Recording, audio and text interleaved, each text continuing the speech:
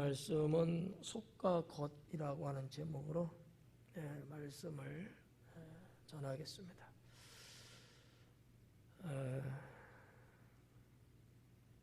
예수님의 복음이 32절까지 하고 33절부터는 또 복음의 내용이 살짝 좀 바뀌어 나가는 그러한 양상을 띠고 있습니다.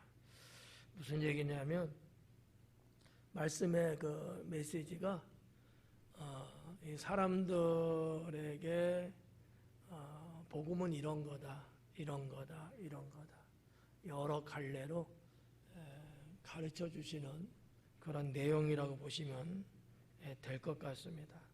오늘은 이 빛에 대한 내용이거든요. 여기에 이제 여러 가지 기구들이 등장을 하는데 핵심적인 것은 빛이에요.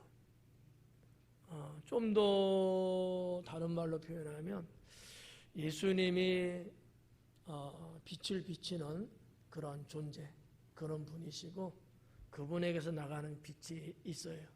근데 이 빛은 32절까지 말씀했던 말씀과 똑같은 거예요. 다 복음이죠. 그러니까 복음이라는 것을 말씀이라고도 표현하셨고 33절에 와서는 빛이라고도 표현하고 계신다라고 이렇게 보셔야 성경을 올바르게 볼 수 있습니다. 별개의 내용이 아니라는 거예요. 항상 이 말씀에는 예수님의 중심에 대해서 이따가도 이제 언급을 할런지는 모르겠지만 예수님이 유대 백성들에게 나타나셔서 이렇게 말씀을 복음을 전하는데 이 유대 백성들이 그 말씀을 안 받아들여요. 그것이 32절까지 속에서 나타났던 거고 33절부터는 빛을 비추는데 이 빛이 어디에 있어야 되는가? 그 빛이 영향을 받는 자들은 뭐 누굴까? 뭐 이런 내용들이 우리가 읽은 성경에 기록되고 있습니다. 33절부터 보도록 하겠습니다. 누구든지 등불을 켜서 속에나 말 아래에 두지 아니하고 등경 위에 둔다 이렇게 기록했습니다. 누구든지라는 거 사람은 누구나 다 그렇다라는 거죠. 예외는 없다 이렇게 보는 거죠. 일반적으로 모든 사람이라면 모두가 다 나와 똑같을 것이다 이렇게 이제 보는 거예요. 등불을 켜서 등불 요즘 뭐 등불 없죠. 뭐 전기불을 켜서 뭐 이렇게 되겠지. 옛날에는 기름으로 불을 밝히는 등불이었죠. 등불을 켜서 속에나 말 아래에 두지 아니한다 그래요. 이라는 것이 나오고 말이라는 것이 나오는데 이 이라고 하는 것은 크리프텐이라고 하는 단어로 되어 있어요. 크리프텐인데 이게 이제 어떠한 말이냐면 그냥 쉬운 말로 말하면 지하실 같은 밝지 않고 어두컴컴한 그러한 장소를 말하는 단어라고 보시면 돼요. 그래서 이제 우리 한국말로 이라고 했는데 사실 뭐 이라는 단어 여러분 쓰셔요? 이라는 단어는 뭐 이게 무슨 말인지 아셔요? 그러면 성경 해석을 다시 해야 돼 이게. 왜냐하면 백성들이 모르는 단어로 번역이 됐잖아. 알 턱이 없죠. 그렇다고 뭐 원어로 해도 알 수 없을 거고 그러면 이것을 좀 뭐 캄캄한 장소 조금 글자가 좀 더 돼도 뭔가 이렇게 성도님들이 혼자서 성경을 읽어도 이게 무슨 말이구나 알 정도로 좀 번역해 주시면 얼마나 좋을까 이런 생각을 해봤어요. 그러면 제가 굳이 설명 안 해도 되잖아. 얼마나 편해요. 그러니까 꼭 지하실을 말하는 건 아니에요. 근데 지하실이라는 게 어둡잖아요. 또 뭐 혹시나 불이 좀 햇볕이 좀 들어와도 좀 그렇잖아요. 이러한 장소를 이야기하는 단어를 썼다는 거죠. 또 말 아래에 두지 아니하고 그래요. 말 아래. 이 말이라고 하는 것은 모디온이라고 하는 단어인데 이게 타는 말도 아니고 이게 무슨 얘기냐면 이것도 좀 그래. 혹시 여러분 건냥이라는 단어 알아요? 이것도 안 써보죠. 이 시골 사람들이 이런 걸 모르면 어떡해. 건냥이라는 건 뭐냐면 근데 모르는 게 당연해. 마른 뭐 풀이라든지 마른 음식이라든지 마른 것들을 측량하는 단위를 건냥이라 하거든요. 어렵죠. 그러니까 이게 일종의 한 따지면 1말에 한 9리터 정도의 부피를 갖고 있어요. 9리터. 여러분 PT병 큰 거 몇 리터? 1.5리터 정도 되잖아요. 그거 한 6개 정도 들어가는 통? 그런 거. 뭐 옛날에 쌀 가게 가면은 쌀 이렇게 대빵 뭐 이런 거 있잖아. 이것도 별론 거 모르는 거야. 오늘 비 와서 그러나? 예?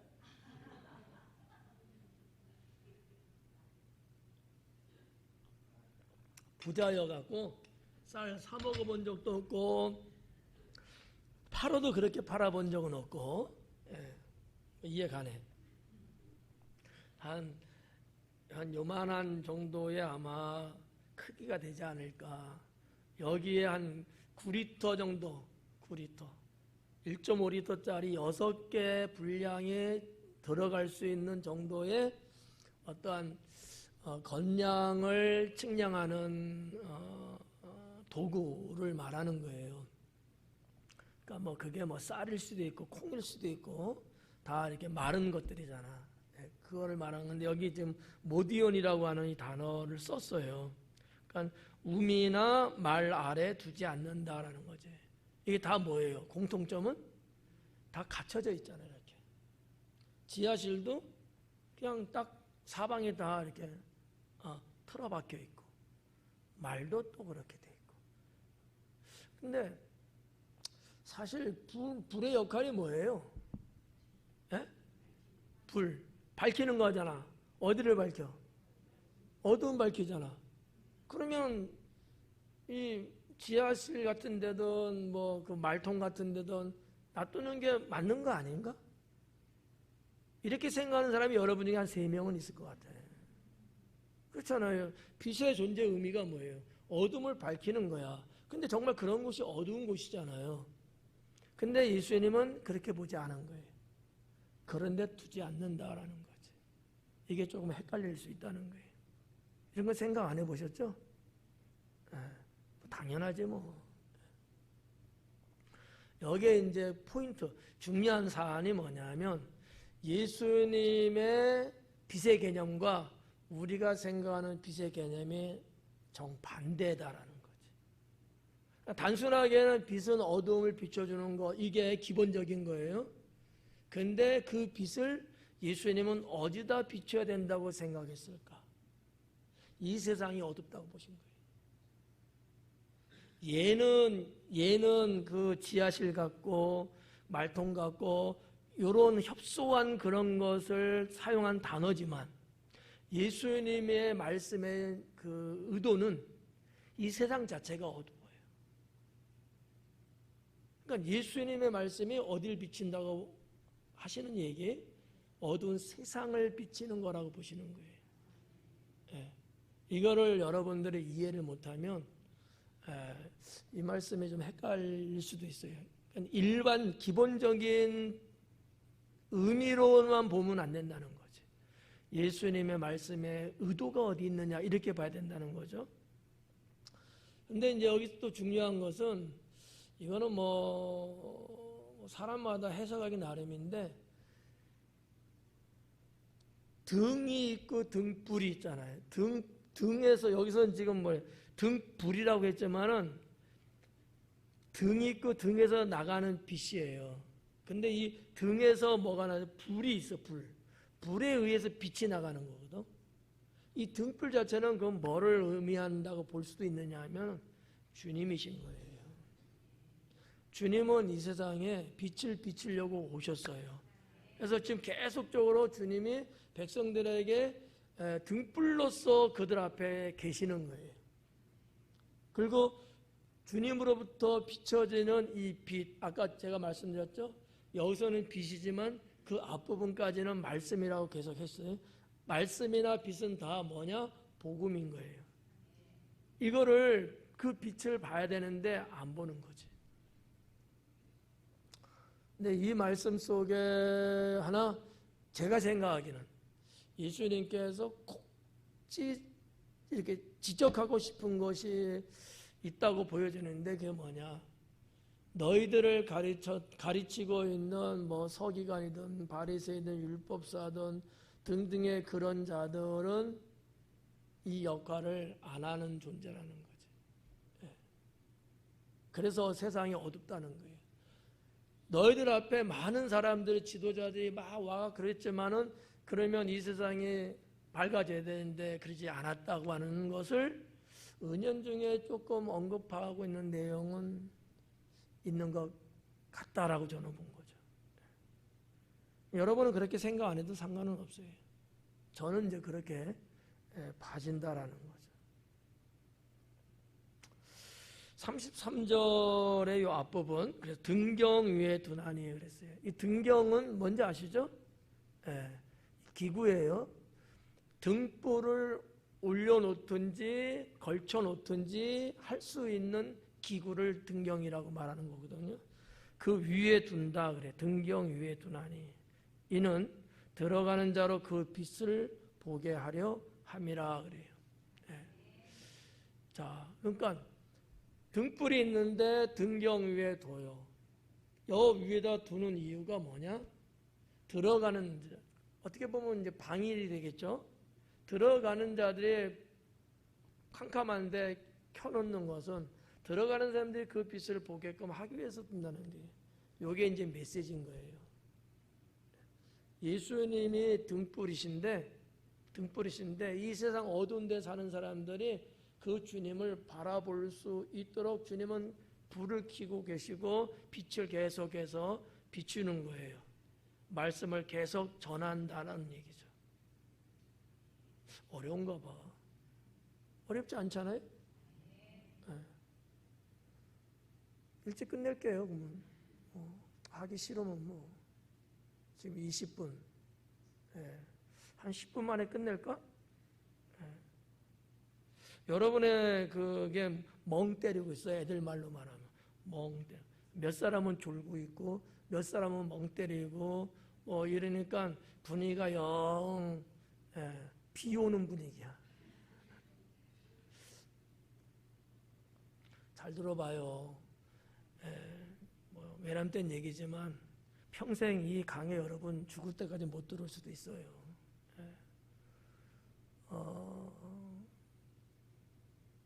이 말씀 전하려고 저는 몇 시간을 준비하거든요.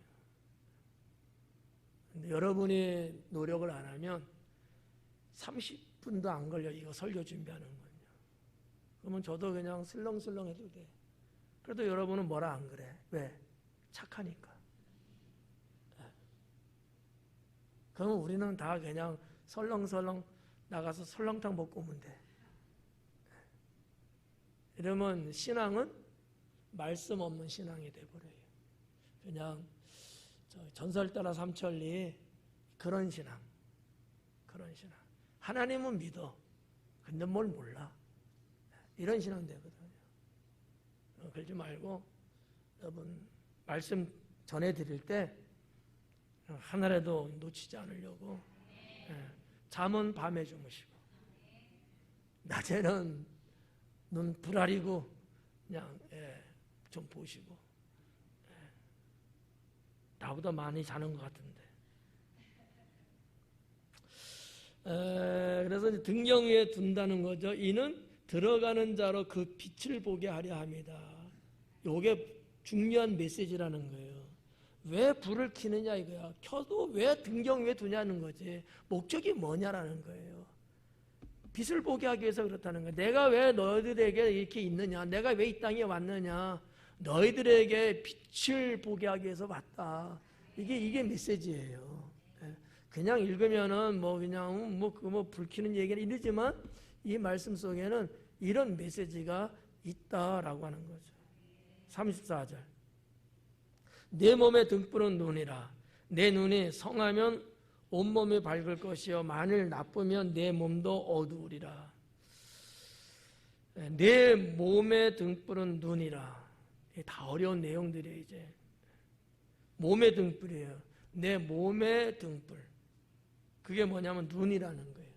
앞부분은 등불이 나라고 하는 건 그런 표현은 안 했지만 그렇게 볼 수 있는데, 자, 너희 몸의 등불은 뭐냐?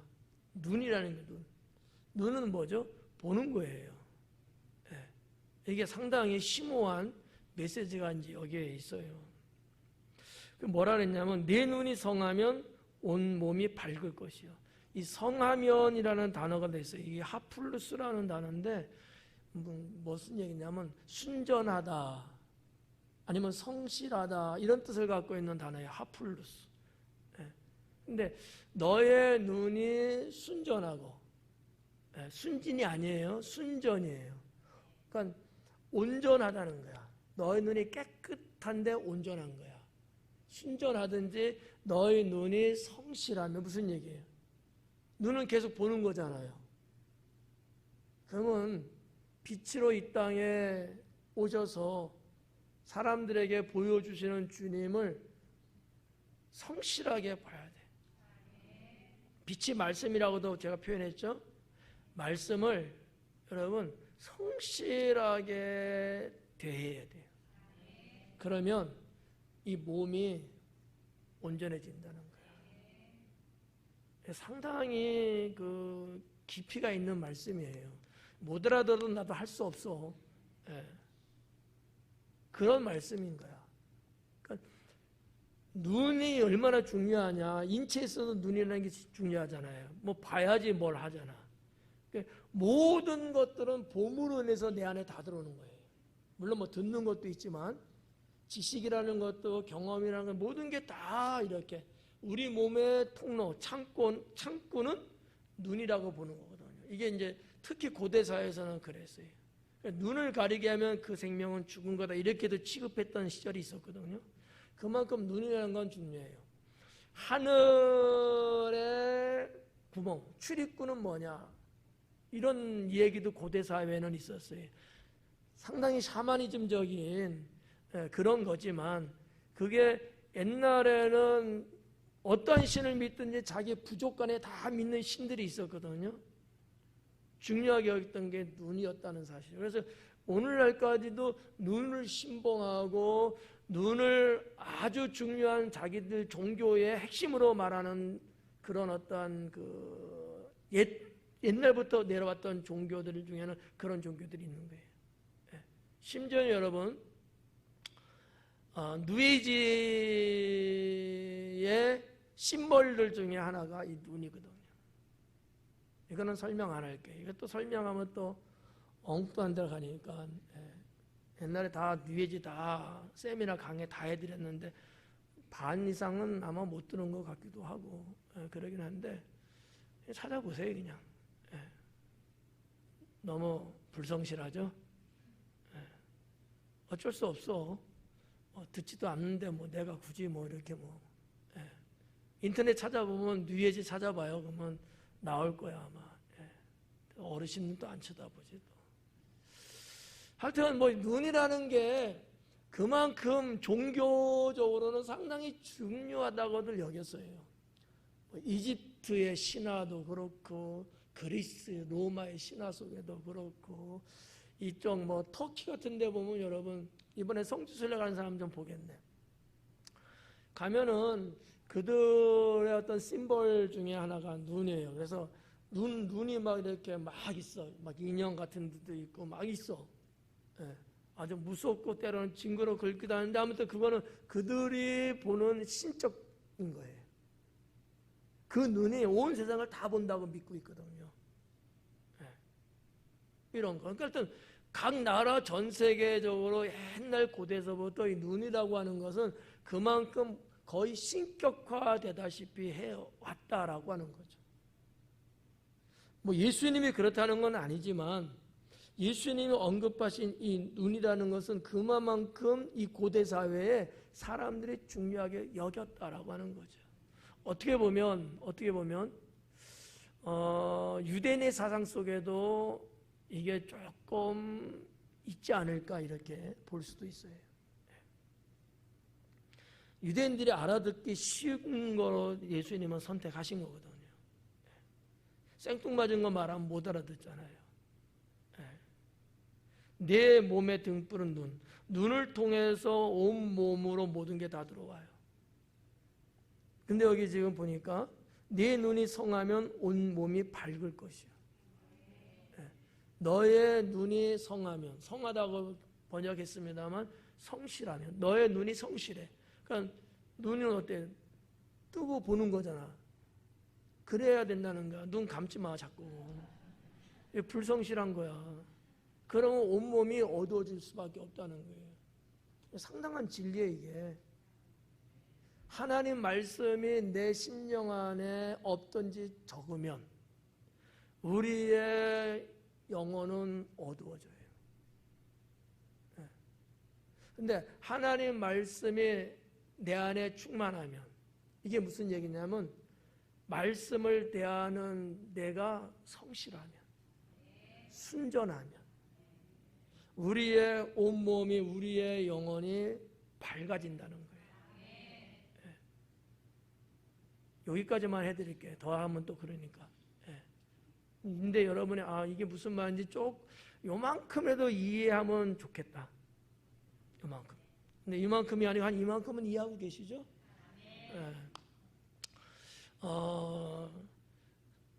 어렵게 비유적으로 하신 말씀들인데 풀어서 보면 이제 그렇다라고 보시면 큰 문제는 없을 것 같아요. 그래서 빛은 눈을 통해서 들어오는데 말씀도 거기에 이제 같이 이렇게 보는 거예요. 말씀. 너희가 말씀에 성실하고 말씀에 순전하고, 무슨 얘기예요? 말씀을 불신하지 않고 말씀을 안 믿어. 그러면 안 돼. 말씀을 믿으면 이게 순전하다는 거야. 사람이 순전한 사람은요, 거짓도 없지만 불신도 없어요. 그냥 받아들인다는 거야. 이게 하플루스예요. 성하다라고 번역됐지만 그러야 된다는 거예요. 눈이 그러면 하나님의 말씀, 빛이 심령 안에 들어오고 그 빛이 심령을 밝게, 어둡지 않게. 어둠은 뭐가 생겨요? 죄가 생겨요. 어둠은 죄질 생각만 한단 말이야. 근데 밝으면 선을 행하려고 하고 의롭게 살려고 하고 하나님 뜻대로 살려고 하고 이러거든요. 사람들의 심령이 어두우면 사망으로 가는 거예요. 죽음으로 가는 거예요. 그래서 좀 잔소리 같지만 여러분들이 늘 하나님의 말씀을 대하는 게 이 순전하고 성실하셔야 돼요. 이것만 잘해도요, 엄청나게 여러분의 영혼은 좋아집니다.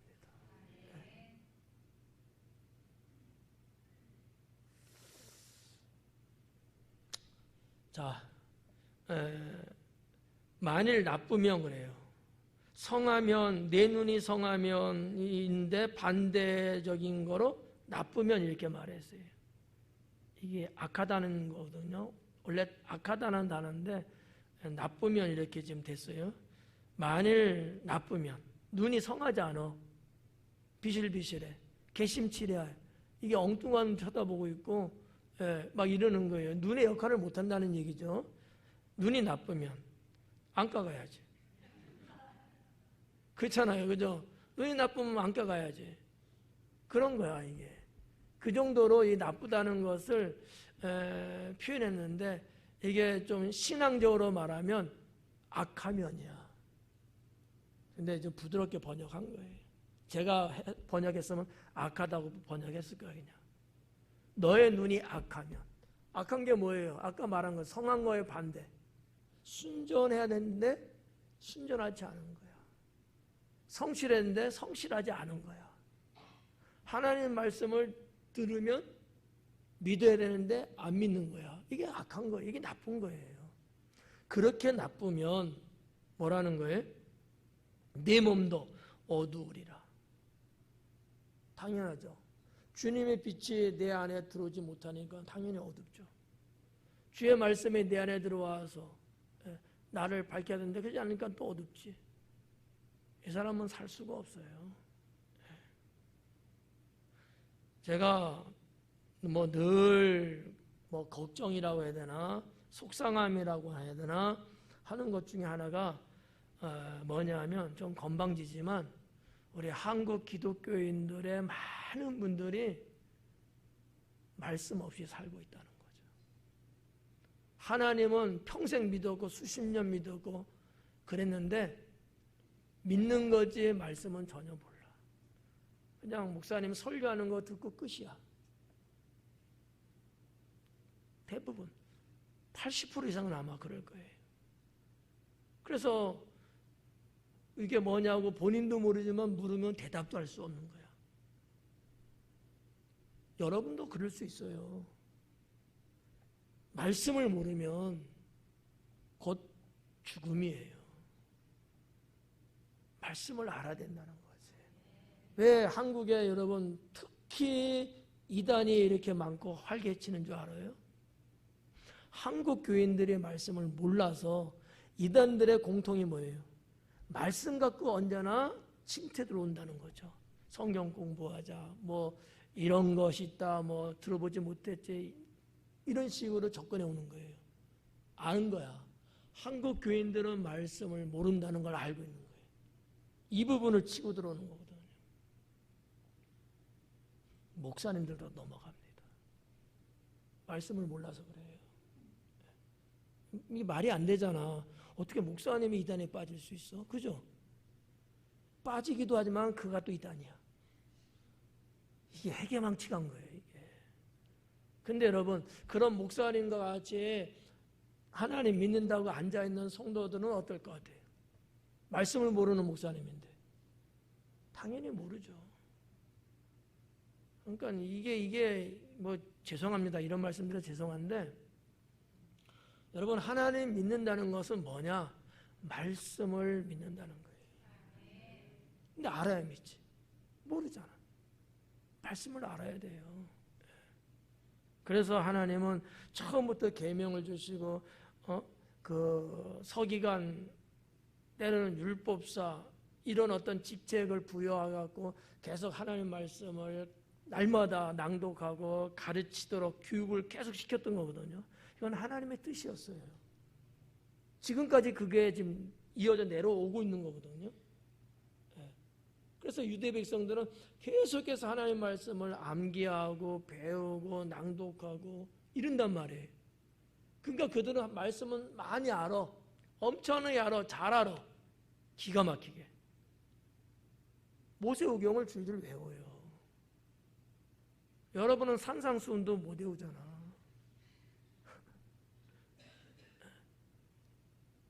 이 부분이 이제 예수님이 하시는 말씀이 이 속에 또 있어요. 그래서 제가 지금 먼저 꺼내드린 거야. 알기는 알아, 많이 들어서 아는데 그들에게는 실천의 삶이 없어요. 그게 또 맹점이죠. 근데 우리는 알지도 못해. 그러니까 실천을 못하는 건 더더욱 못해. 알아야 하지. 그러니까 우리는 더 문제야. 이런 시간을 통해서 나를 돌아보고 정신 바짝 차리고 정말이에요. 이제 제가 죽든지 떠나면 이런 말 할 사람도 아마 없을 거예요.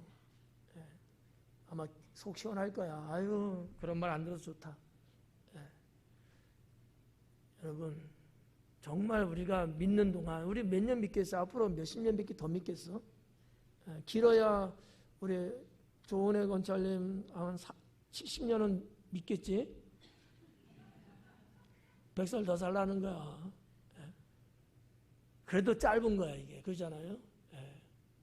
그러니까 아무튼 이런 내용들을 여러분 잘 들으시면 답이 나와요. 35절에 그러므로 네 속에 있는 빛이 어둡지 아니한가 보라. 봐봐. 내 안에 있는, 내 속에 있는 빛이 어둡지 않은가 보래요. 이 말을 조금 좀 원어적으로 좀 설명하면 이런 거야.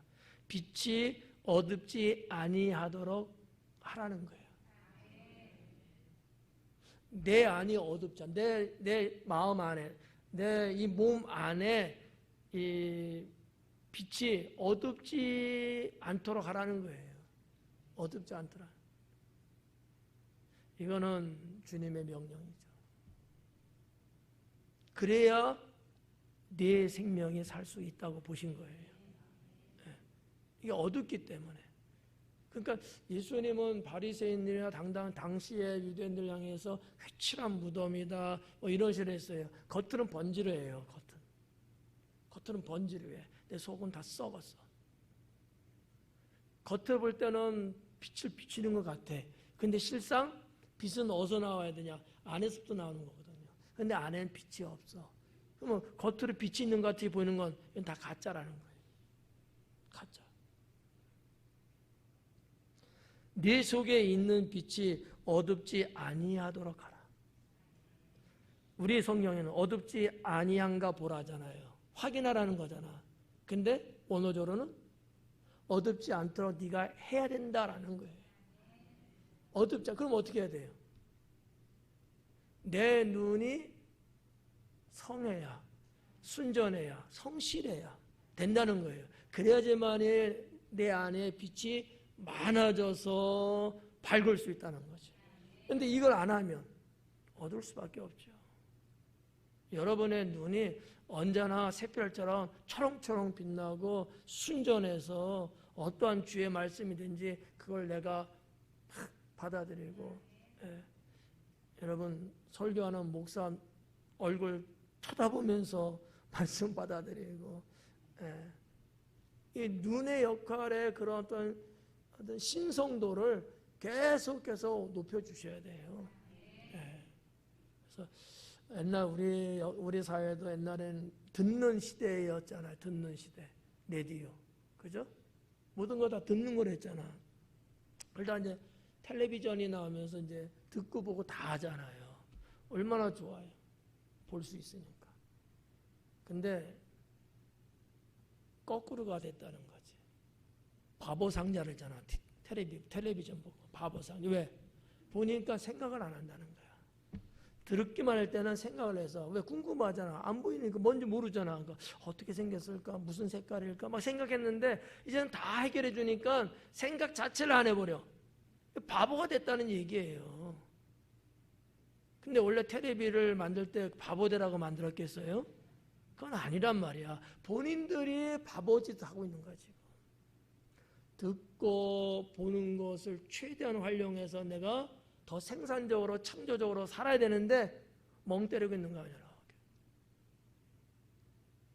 TV 왜 켜? 전기세 나가게. 꺼야지. 그러니까 누구의 잘못 이렇게 말하지 말고 그런 어떤 은혜와 혜택이 있을 때 내가 그것을 최대한으로 활용할 수 있도록 깨어 있어야 되는 거예요. 똑같아요. 눈을 통해서 여러분 말씀을 읽고 다 눈이 하잖아. 말씀 듣는 것도요. 듣는 것도 눈으로 하는 거예요. 성가대 쓰잖아요. 여러분 성가할 때 여러분 어디 봐요? 왜 봐요? 귀로 듣는 거지. 그게 아니라는 거야. 그래서 제가 성가할 때는 성가대를 주시하라 하잖아요. 눈으로 볼 때에 우리의 모든 시선은 다 절로 가요. 근데 듣기는 성가대 찬양이 들리는데 딴 데 보잖아요. 신경은 여기로 안 가요. 다 보는 저쪽으로 간다고. 눈이라는 기능이 그렇다는 거예요. 그러니까 여러분이 저를 쳐다봐야지 신경이 저한테 쏠리고 잡념이 없고 세상 이런 거 저런 거 안 하지. 안 보면 안 되는 거야. 눈이라는 게 그만큼 중요하다. 아는 거죠. 그러니까 저도 여러 번 쳐다보고 하잖아. 여러 번 저기 보고 나 할 수 있거든. 예. 그렇죠. 여러분을 보면서 여러분의 영혼을 쳐다보면서 저도 설교를 하는 거예요. 예. 이유가 있는 거예요. 그래서 여기 이 아주 중요한 말씀을 하신 거예요. 내 속에 있는 빛이 어둡지 아니하도록 하라. 그러려면 내 눈이 성실해야 된다. 내 눈이 순전해야 된다. 이런 것들. 예. 자, 내 속에 빛이 어둡다는 얘기는 뭔 얘기예요, 그러면? 내 속에 있는 빛이 어둡대. 이게 뭐예요, 그러면? 뭐가 부족하다? 말씀이 부족하다는 거야. 하나님 말씀은 빛이라고 그랬는데 그 말씀이 내 안에 부족해. 그럼 어둡지. 어두우면 볼 수가 없어요. 사탄이 좋아하죠. 36절. 내 온몸이 밝아 조금도 어두운 데가 없으면 등불의 빛이 너를 비출 때와 같이. 자, 등불의 빛이 너를 비출 때와 같이. 뭐뭐와 같으니까 이건 비유법이에요. 중요한 그 앞에 있는 거야. 내 온몸이 밝아 조금도 어두운 데가 없으면. 온몸이 밝으니까 어두운 데가 조금도 없대. 당연하죠. 그럼 뭐라 그랬어요? 자, 건너뛰고 온전히 밝으리라. 이게 자, 이미 내 안에 빛이 들어와서 내 온몸이 밝아졌다면 온전하리라는 게 온몸이. 이거는 미래형 썼어요. 지금 여러분의 심령이 하나님 말씀으로 가득 차갖고 온몸이 밝은 상태가 된다면 앞으로도 온전히 밝아질 거라는 거야. 그런데 지금 내가 알지 못하면 밝을 수가 없죠. 영원히 어두운 상태가 돼. 그러면 어떻게 되냐? 내가 하나님을 핍박하고 내가 주님의 복음을 가리는 자가 돼요. 유대인들이 어두운 상태이기 때문에 예수님을 알지 못하고 예수님을 죽이는 거예요. 온몸이 밝으면 좀 우리가 잠언서적으로 보면은 지혜가 총명해지고요. 온몸이 밝으면 살이 분별이 되고요. 사람이 엄한 짓을 안 하게 돼요. 다 식별이 되거든. 이렇게 사물을 봐도 이게 뭐구나, 사람을 봐도 아, 저 사람의 생각은 이렇게 했구나, 저 사람의 마음은 이렇게 했구나, 기분은 어떻겠구나, 내가 언제는 뭐를 해야 되겠구나, 아 이제는 그만해야 되겠구나. 사리 분별이 너무나 좋아지는 거야. 왜? 내 온몸이 밝아졌기 때문에 뭐 하나 이렇게 실오라기 이런 거 하나라도 가려진 게 없어. 다 분명하고 선명하고 너무 좋은 거예요. 이런 성도는 세상을 살아가는데 걸리적거리는 게 없는 거야. 근데 그러지 못한 사람은 이 사람하고도 뜩 부딪혀. 무슨 일을 이렇게 하려고 할 때도 꼭 그런 사람은 뭐 주님의 일을 하자고 하면서도 싸움질해. 왜 그래? 몸이 어두워서 그래. 온몸이 밝은 사람은 그냥 투명하다니까. 선명하고 가을 하늘의 청명함처럼 말이죠.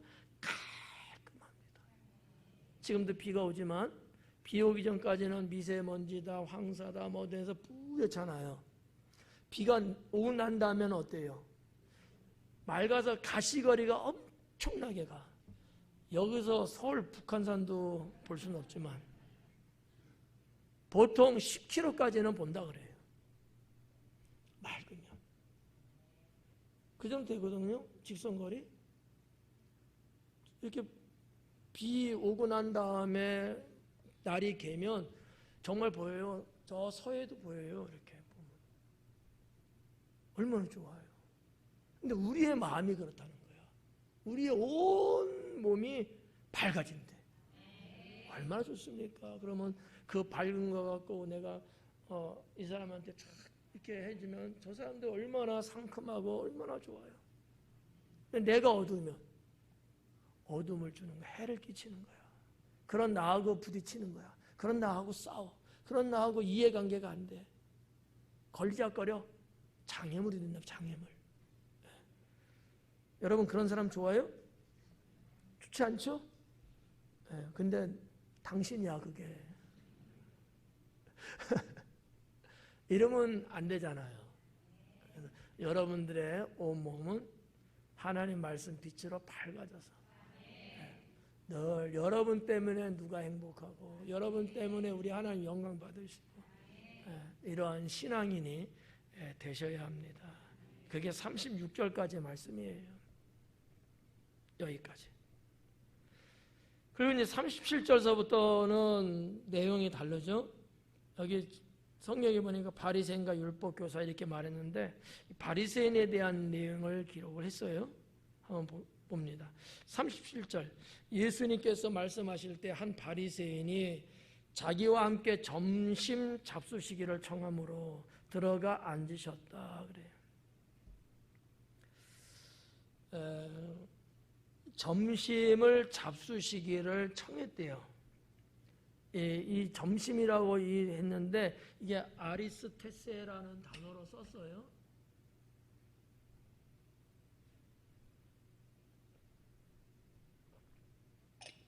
아리스테세는 뭐 여기 문법적인 것들이 좀 이렇게 첨부된 내용이고요. 아리스톤이라는 것이 기본 원형이거든요.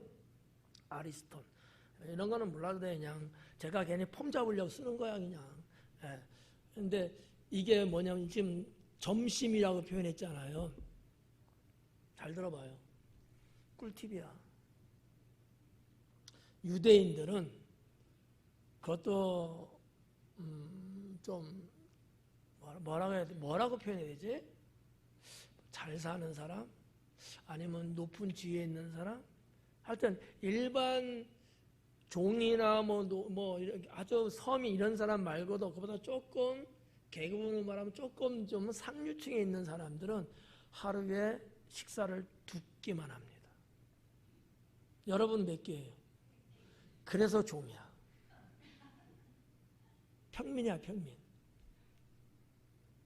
그런데 우리가 그냥 일반 상식적으로 보면 잘 먹고 사는 사람들은 한 4끼 정도만 할 것 같잖아요. 주전부리도 많이 하고 막 이렇게. 유대인들은 안 그래요. 식욕 많이 먹는 거를 죄로 여기기도 해요. 여러분은 많이 먹는 거를 부유함으로 정말 이게 뭔가 품격이 있는 분은 2끼를 먹어요. 이 아리스토는 아침 식사에 해당되는 거예요. 그러면 유대인들이 언제 식사하냐면 우리가 요즘 말하는 아점이라는 거 있잖아. 아침하고 점심 사이에 이렇게 좀 이렇게 간식거리를 먹잖아요. 그 시간대가 아리스톤이에요. 그때 한번 먹어요. 그리고 또 한 번은 점심하고 저녁 사이 정도에 먹는 식사가 있어요. 그걸 뭐라고 하냐면 제가 적어봤어.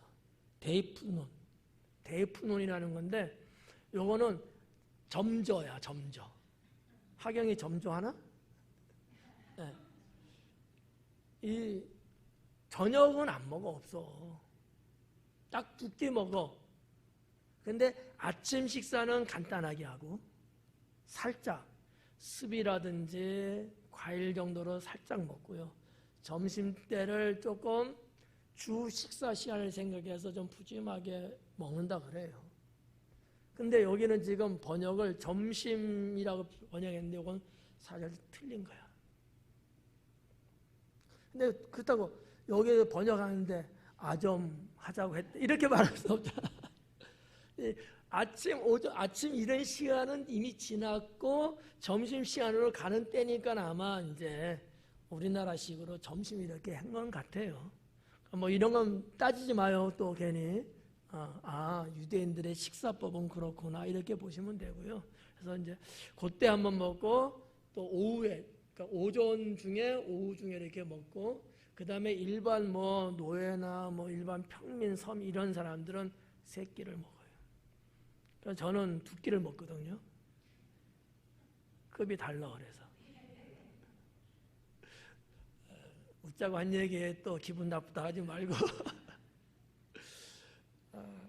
유대인들의 뭐 문화 습관은 그렇구나라는 것만 그냥 이참에 또 그냥 들어두면 좋잖아요. 그래서 식사하자고 청을 했대요. 그래서 주님이 들어가 앉으셨대. 근데 이게 노발대발이야. 어떻게 보면 또 그럴 수도 있어. 근데 사실은 바리새인이라고 하는 이런 사람들은 보편적으로 그 당시에 예수님의 책망을 받는 부류의 사람들이잖아요. 근데 주님이 들어가셨어요. 그냥 얼핏 볼 때는 주님이 안 들어갈 것 같은데, 근데 들어가신 거예요. 왜 들어가셨을까? 복음을 위해서 들어갔다는 거죠. 제가 볼 때 예수님의 어떠한 속성은 복음을 위해서는 뭐든지 한다 그러는 것 같아요. 그래서 복음 때문에 뭐라고 표현해야 되지? 세리의 집도 가고 창녀의 집도 가고 복음을 위해서는 그거 안 가리더라고요. 그러니까 유대인들이 볼 때 죄인이라고 하잖아요. 복음을 위해서는 죄인에게도 가요. 이 복음을 위한 거야. 그러니까 복음적 삶을 산 거지. 그러니까 어떻게 보면 우리도 그런 어떤 마인드, 그런 어떤 생각을 갖고 사셔야 돼요. 물론 우리는 예수님처럼 완벽하지 않아서 분명히 하자가 발생할 수 있어요. 좀 조심스럽지만 좀 복음을 위해서 내가 손해도 좀 보고, 이걸 거룩한 손해라고 그래요. 주님을 위해서는 손해도 볼 수 있는 거예요. 네. 복음을 위해서는 하기 싫어. 여러분 그럴 때 있죠. 뭐 해야 되는데 하기 싫잖아. 누가 하자는데 하기 싫을 때 있어요, 없어요? 복음을 위해서는 하는 거야. 그렇죠. 저도 그러거든요. 나라고 뭐 만능 뭐 다 그러겠어요? 아니야. 근데 복음을 위해서는 해야 되는 거야. 이런 어떠한 정신을, 이런 신앙을 우리가 좀 그래도 갖고 있어야 되지 않겠느냐라는 거지. 그게 주님의 말씀이고 명령이기 때문에 복음을 위해서. 하경에는 어때? 반주 다 해야 되는데 청년들 아무도 없잖아. 오늘 특성은 저녁에 한다고 그래요. 청년들 안 나와도 되는데 저기 있잖아. 복음을 위해서. 뭐 예를 들면 이렇다는 거야. 무슨 말인지 아시겠죠? 내가 조금 찌뿌둥해. 그냥 기분도 좀 언짢고 좀 그래. 그냥 깔아앉았어. 그럼 만사하기 싫잖아. 그래도 복음을 위해서 내가 열심히 하고. 이런 거. 그러니까 여러분도 복음을 위해서는 말씀을 잘 들어야 돼. 저같이 불쌍한 사람은 상처 주면 안 돼. 복음을 위해서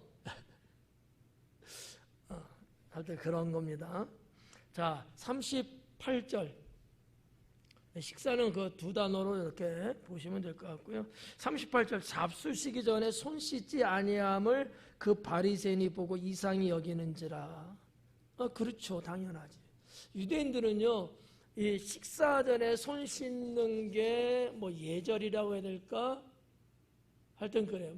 문화 전통은 예절인데 이게 원래 장로들의 유전에 의해서 된 거예요. 원래 성경에는 없어요. 뭐 모세율법, 뭐 계명으로 주고 그런 건 아니야. 그런데 후시대에 장로들의 그렇게 결정을 해서 쭉 내려오고 있어요. 그럼 왜 그랬을까? 뭐 여러 가지 있겠지만 그냥 제가 볼 때는 그들 나름대로 장로들이 이 규정을 할 때는 하나님을 잘 믿는다는 신앙으로서 이런 것들을 만든 거예요. 원래 그 기원을 우리가 올라가 보면 예를 들어서 부정한 물건을 손에 만지면 손 씻는 거는 있거든요. 그런 데서 아마 시작되지 않았을까. 그러니까 손 씻는다는 것은 내가 하나님 앞에 깨끗하다라는 것을 의미하는 뜻으로 이게 장로들에 의해서 만들어진 거라. 이렇게 볼 수 있다는 거죠. 나쁜 건 아니에요. 뭐 건강으로도 손 씻는 거 좋잖아요. 안 좋아요? 또 멍 때리고 있네. 이쪽만 볼까 이제. 하경이만 볼래. 눈도 이쁘지도 않은 사람들이 하경이 이쁘잖아. 그러니까 계명이고 뭐 그런 건 아닌데 장로들이 그렇게 만들어서 쭉 내려온 건데 그들은 그 식사 때 손 씻는 것을 하나님 앞에 우리가 뭔가 이렇게 신앙적으로 예를 갖추고 이런 쪽으로 생각을 했던 것 같아요. 그 기원은 이렇게 부정한 거, 뭐 시체 등등 이런 것들 만질 때 항상 손 씻는 결례가 있었거든. 정결례라고 보통 하거든요. 깨끗하게 하는 결례라고. 거기에서 시작된 아마 내용이 아닐까 저는 그렇게 생각합니다. 하여튼 그래서 손 씻어야 되는데 아니 예수님이 손을 안 씻는가? 그럼 예수님이 이방인이야? 아니잖아. 알만한 사람이 왜 저래? 이러는 거야. 지금 바리새인들이 보는 거는. 아니 다 큰 사람이 왜 저러는 거야? 이런가 이상하게 본 거예요. 근데 예수님은 어떻게 보면 이런데 좀 구애받지 않는 것 같더라고요. 그래서 이제 바리새인이 이상히 여겼고 39절에서 주님은 그 마음을 아신 거야. 그리고 뭐라 그래? 너희 바리새인은 지금 잔과 대접의 겉은 깨끗하게 하는데 너희 속에는 탐욕과 악독이 가득하도다. 자, 이 말씀이 이제 무슨 얘기냐면 당시 바리새인들의 실모습을 예수님은 지적하신 거예요. 손 씻는 것도 뭐야? 겉이잖아. 그죠? 정말 뭐를 씻어야 돼요? 마음을 씻어야 되거든. 그러니까 마음은 씻을 생각은 안 하고 손 씻을 생각만 하는 거야. 이거를 지금 주님은 말씀하신 거죠. 나 손 안 씻는다고 너 뭐라 하지만은 나 마음 씻거든. 이런 거. 너희는 왜 그렇게 잘 알면서 하나님 앞에 깨끗해야 된다는 거는 그렇게 잘 알면서 왜 마음은 안 씻냐 이거야. 그걸 지금 말씀한 거예요. 내용은 여기는 그렇게 써 있지는 않지만 그거를 말씀한 겁니다. 예. 지금 잔과 대접의 겉은 깨끗지 않아. 이것도 잘하고 있다는 거예요. 이거 뭐 잘못했다고 뭐라는 건 아닙니다. 그래 겉에 깨끗하면 좋지. 그런데 겉에만 깨끗하면 되냐? 속도 깨끗해야지. 이 얘기예요. 너희 속에는 탐욕과 악독이 가득하다. 이 탐욕이라고 말했는데 이게 뭐냐면 강탈과 욕심에 대한 단어거든요. 네, 강탈. 그러니까 예수님은 바리새인들이 다는 아니지만 대체적으로 바리새인들은 일반 백성들의 것을 강탈하고 있다는 걸 알고 있는 거예요. 그래서 이런 단어를 주님은 쓰지 않았겠는가 이렇게 보는 거죠. 욕심과 강탈과 욕심이야. 그걸 한마디로 지금 여기 보니까 탐욕이라고 해놨거든요. 백성들 건 백성이 가져야지. 근데 그거를 뺏는 거예요. 바리새인들이. 자기들의 지위를 이용해서. 네. 그리고 악독함이 있다는 거죠. 이게 다 섞여 있는 거예요. 악독하기 때문에 또 그러한 죄를 짓다 보니까 이게 악함이 점점 커져요. 그래서 악한 정도 아니고 악이 커져갖고 독해졌다는 거야. 네. 탐욕과 악독이 너희 속에는 가득한데 그거를 씻을 생각은 안 하고 그까짓 거 손 씻는 것만 갖고 너희가 그러니 잘못됐다는 얘기죠. 우리도 마찬가지예요. 죄 짓고 나서는 죄 지을 수밖에 없지만 짓고 나서는 언제나 죄졌구나 알았을 때는 회개해야 돼. 적어도 하루에 한 번 정도는 그날 하루에 산 것을 돌이켜보면서 회개하시고. 그럼 어디가 손이 깨끗해져요? 마음이 깨끗해져요. 마음이 깨끗해져요. 여러분이 그렇게 사는 것은 산다면은 주님 말씀에 합격인 거죠. 네. 손은 잘 안 씻어요? 씻을 때도 있고 안 씻을 때도 있고. 네. 뭐 건강에도 좋고 뭐 우리는 뭐 그런 정결례가 없는 거니까 상관은 없는데 그래도 뭐 우리 보통 정서적으로 씻잖아요. 뭐 화장실 갔다 오고 밖에 나갔다 오면 씻고 또 뭐 하면 또 씻고 이러잖아요. 잘하는 거야. 중요한 건 마음을 씻어야 된다는 마음. 이러면 끝이야. 39절도 40절 어리석은 자들아 겉을 만드시니가 속도 만들지 아니하셨느냐. 겉과 속을 예수님은 지금 계속 말씀하고 있는데 바리새인들을 향하여 하신 말씀이 어리석은 사람아, 야 어리석은 사람들아 이런 거예요. 그럼 당시에 어리석은 사람들, 우리가 구약도 그렇지만 예수님 당시도 그렇고 보편적으로 어리석은 사람이라고 성경에서 말하는 대상자는 어떤 사람들이었을까라는 거. 하나님을 없다 하는, 하나님 없어, 무슨 하나님 있어, 이런 사람은 어리석다고 성경에서 말했고요. 하나님을 깨닫지 못하는 사람, 이 사람도 어리석다 그랬어요. 하나님을 잘 모르는 거야. 없다는 거하고 모르는 건 달라요. 하나님은 계시지. 그런데 하나님을 잘 알지 못해. 이것도 어리석다는 거예요. 여러분 어리석은 사람 될래요? 어리석은 사람 있는 것 같은데? 어리석으면 안 돼요.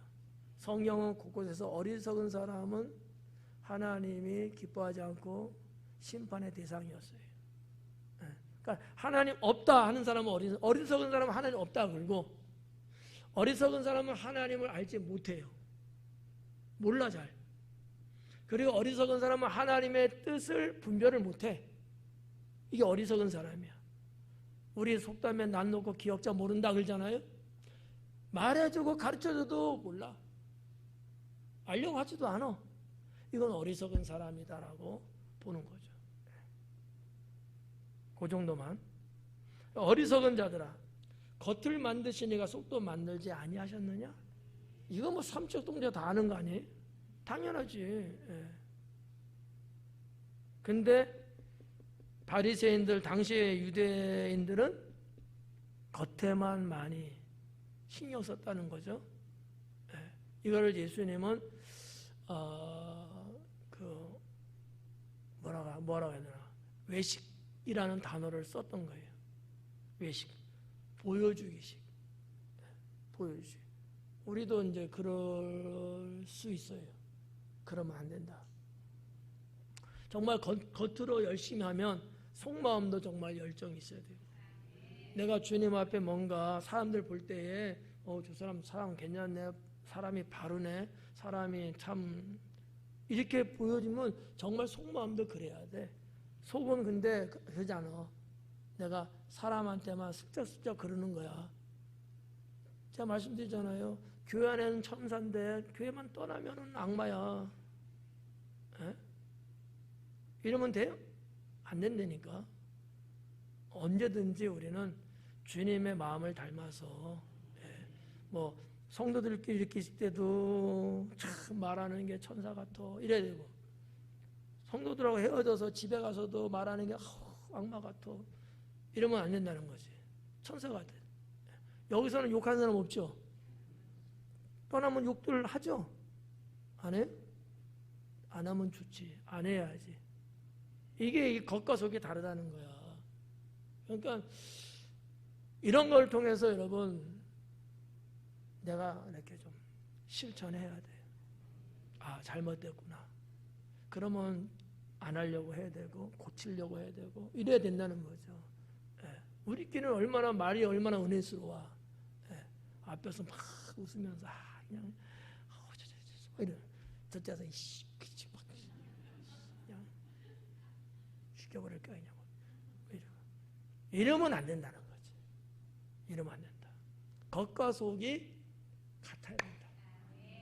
그럼 어느 쪽으로 같아야 돼요? 상관없어. 똑같으니까. 선함으로 똑같으니까 바깥에도 선하고 안에도 선하고. 그러니까 상관없어. 아셨죠? 여러분 볼 거야. 눈 꼬리 보면 알아. 웃는지 안 웃는지. 안 웃는 사람은 주름도 없어. 많이 웃는 사람이 주름 많대. 내 얘기는 아니여. 항상 기뻐하시고. 자, 그렇게 이제 40절 보고요. 41절에 여기 어려워. 그러나 그 안에 있는 것으로 구제하라. 그러나 그 안에 있는 것으로 구제하래요. 그 안에는 뭐야? 그 안에 있는 게 뭐요? 예수님 지적한 게 뭐야? 그 안에 있는 게 탐욕과 악독이었는데 그것으로 구제하래요. 자, 구제라는 거는 뭐 딱 알지 뭐, 그죠? 구제해야지. 근데 그 안에 있는 것으로 구제하래. 아, 이게 도대체 뭔지를 모르겠는 거예요. 여러분 한번 해석해봐요. 구집사님 해볼래요? 누가 할래요? 그 안에 있는 거로 구제하래. 그 안에 있는 거로. 나도 모르겠더라고. 근데 제 생각에 이렇게 생각돼요. 자, 그 안에 있는 게 뭐였죠? 쳐다보지 말고 말을 해줘. 그 안에 있는 게 뭐예요? 탐욕과 악독이라 그랬잖아. 아니에요? 그 안에 있는 게 그렇잖아요. 너희 안에는 탐욕과 악독이 가득하다 그랬잖아. 예수님 말씀 그 안은 뭐예요? 그 안. 그 안에 있는 그 안은 그럼 뭘로 구제라는 거야? 또 탐욕과 악독으로 구제하라는 얘기잖아요. 문장으로 볼 때. 아닌가요? 맞잖아요. 뭐 우리 사이 이렇게 어려운 사이예요? 그럼 도대체 이게 무슨 의미냐? 주님이 무슨 의도를 갖고 이렇게 말씀했겠냐는 거죠. 아까 제가 슬쩍 언급했어요. 탐욕은 어떤 거가 있다고? 이것도 알면 또 이상하지. 붕어띠야, 붕어띠. 3초만 지나면 다 까먹어. 아이고, 진짜. 강탈과 욕심이라 그랬잖여. 아, 쓰기는 왜 써? 그러니까 바리새인들이 당시에 정말 힘없고 가난하고 이런 백성들이 있지 않습니까? 그런 사람들 것을 자기의 지위를 이용해서 뺏었던 것들이야. 강탈이잖아요. 자기 욕심 부리면서 그거 꺼내라는 거야. 내뱉으라는 거야. 그거 갖고 구제하라는 거야. 여러분, 자, 성경에 이런 인물 하나 있죠. 그래, 삭개오. 딱 하면 딱 해야지. 삭개오가 내가 남의 것을 토색한 거, 뺏은 거 있으면 4배로 갚고 재산 절반 나눠서 죽겠다 그러잖아요. 똑같은 거예요, 지금. 남의 것을 뺏은 거, 훔친 건 사실 아니야. 토색, 뺏은 거거든요. 강탈한 거예요. 내가 가면 4배로 갚겠습니다. 베드로가 자기 수중에 이미 들어와 있는 재산을 그렇게 내뱉겠다는 거거든요. 여기도 마찬가지고요. 주님이 이게 뭐를 의미하죠? 이영주 집사님. 뭐? 이금자 권사님 뭐? 참 착한 건 좋은데 회개잖아, 회개요. 뭐? 회개잖아요. 하나님과의 옛관계로 돌아간다고 제가 지난주에 말씀드렸어요, 안 드렸어요?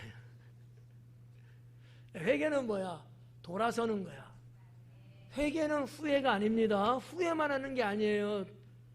다시 원점으로 돌아서는 거야. 그러니까 남의 거 가져왔잖아. 이거 되돌려 주는 거예요. 그러니까 회개하는 건 그런 거야. 아, 내가 이런 죄를 졌어. 그러면 죄 졌습니다. 주님 용서해 주세요. 그리고 여전히 갖고 있어. 이거 회개한 거야, 안 한 거예요? 안 한 거예요. 내가 그런 잘못된 짓을 했으면 그걸 반환을 해야 돼. 다시 되돌려줘야 되고 그거를 시쳐야죠. 그래서 구제라는 말씀을 하신 거야. 그 안에 있던 것으로 구제하라는 거야. 그러니까 너가 남의 거 뺏었으니까 그 사람에 돌려줘. 그게 회개야. 그러니까 주님은 복음이라는 말씀을 전하시면서 언제나 꼬리표처럼 따라 붙었던 것이 있었다면 뭐? 회개. 무슨 뭐 국가고시봅니까? 뭐라고요? 회개. 항상 복음에는요 회개라는 게 있는 거예요. 여러분 그러잖아요. 우리 믿음으로 살죠. 뭐가 있어요? 회개가 있어야 되는 거야. 자, 믿습니다. 그래, 믿는 건 좋아. 근데 살면서 죄 안 져요? 죄 짓잖아요. 그때 뭐가 필요하죠? 회개. 회개가 있을 때 비로소 이 믿음의 부스터가 나는 거야. 부스터 뭔지 아시죠? 힘을 내게 하는 엔진 같은 거. 그래야지만 믿음이 탄력을 받으면서 사탄의 꼬투리 잡히지 않고 내가 쫙 갈 수 있단 말이에요. 근데 회개를 안 하면은 죄가 계속 내 영혼을 붙잡고 있어갖고 내가 갈 수가 없는 거예요. 복음에는 언제나 이렇게 회개라는 것이, 하나님의 구원에는 언제나 회개가 있어야지 된다는 거. 회개 없으면 구원 못 받습니다.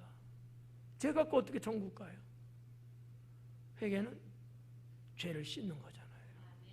그러니까 예수님의 이 말씀 속에서 그 안에 있는 것으로 구제하라.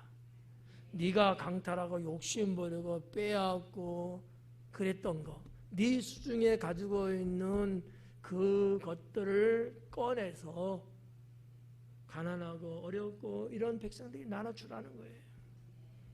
어떻게 여러분은 그럴 용기 있으셔요? 뭐 뺏었어요? 41절 그렇게 이제 회개하라 그런 거고요.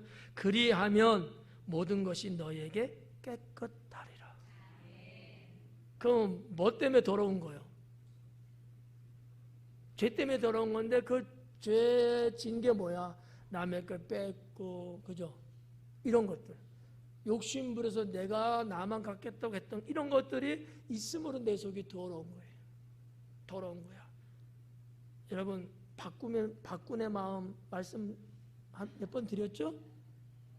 예수님 믿기 전에는 이 박군이라는 어린이의 마음이 아주 별게 다 있어. 호랑이, 뱀, 공작, 뭐 거북이, 나 주일학교 때 봤던 것만 말하는 거야 지금. 예. 그런 어떤 것들이 이 안에 가득 차갖고 교만 떨고 게으르고 승질내고 싸움질하고 막 이런 동물이 다 그런 것들이야. 그런데 하나님의 성령이 말씀이 쫙 그 박군의 마음에 들어오니까 이것들이 다 나가는 거야. 마음에서. 이게 그거요. 뭐 깨끗해진대잖아. 이럴 때 누구를 볼 수 있다? 주님을 볼 수 있다. 마음이 청결한 자는 복이 있는데 주님을 볼 수 있는 거예요. 말로만 보고 싶습니다. 볼 수 있어야 말이지. 더러운데. 여러분 내 심령을 깨끗하게 하면 보고 싶다고 하면 더 좋고 안 해도 주님이 여러분에게 오시는 거예요. 기도하겠습니다.